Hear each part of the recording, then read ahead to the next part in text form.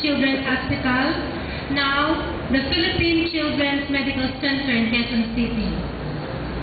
She was also a supervisor at Buraida Mental Health Hospital in the Kingdom of Saudi Arabia. That was in 1983 to 1981. A clinical instructor of normal colleges, and she also became a coordinator of medical education and research center, also in Buraida Mental Hospital, that is in Saudi Arabia. Then she rose to a nursing director in 1996 to 1997 in the same institution.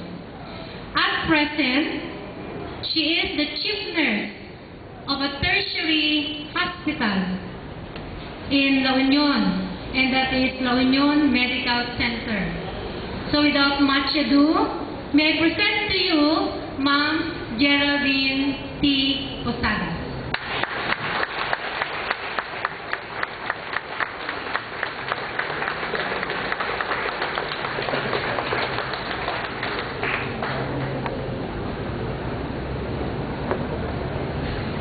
Okay, please be seated.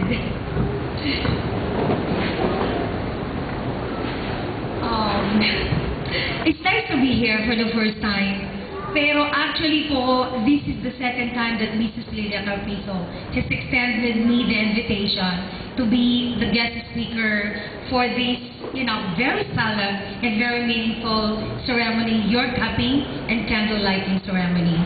So the first time that she invited me, it was such in a time that I had an equally important appointment, so I didn't make it. Now, the second time that she invited me, I can no longer say no, because lahat po tayo alam natin that the second time around is always sweeter and better.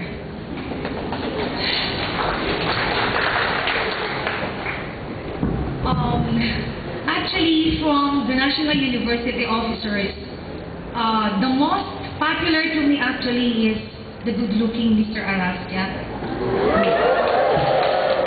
He is always coordinating with the LUMC management for and in behalf of you students. A while ago, he was asking me if we can use also or utilize also our hospital as a big hospital. Sabi ko, maybe, why not? Then we will be done with with expansion of the capacity of the hospital, why not?